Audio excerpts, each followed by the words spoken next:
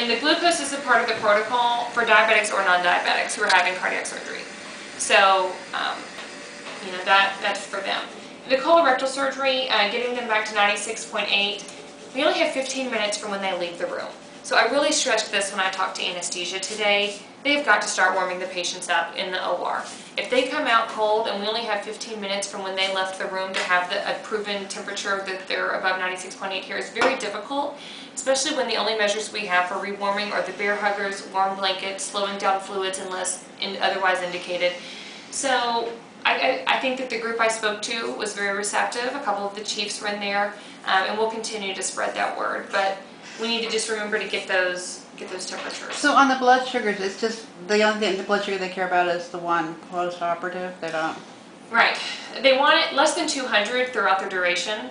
That's the cardiac patients. But the goal, you know, the measured outcome is the post-operative. Okay. The beta blockers. This is sad. So our official audit of skip patients only, we're at 95% compliance. On my personal audit, that was for all patients, not skip patients, I found 20% compliance.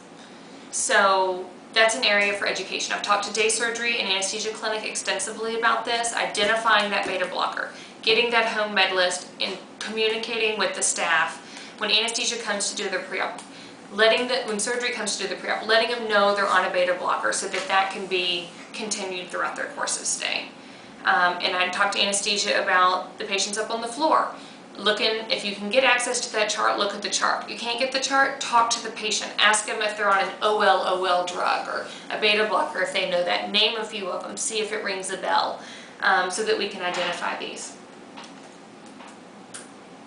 VTE, the TEDs and SCDs, we're doing great. They're ordering most of them preoperatively. If they forget, we're getting them post-op. Our numbers look fantastic.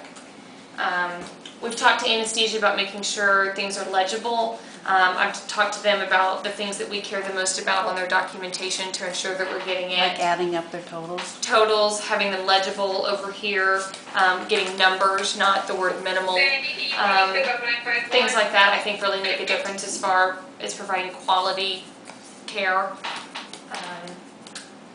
Thank you for your time and patience. If you have any questions regarding core measures, I would be happy to discuss them. Thank you. Yeah, that's it. Okay.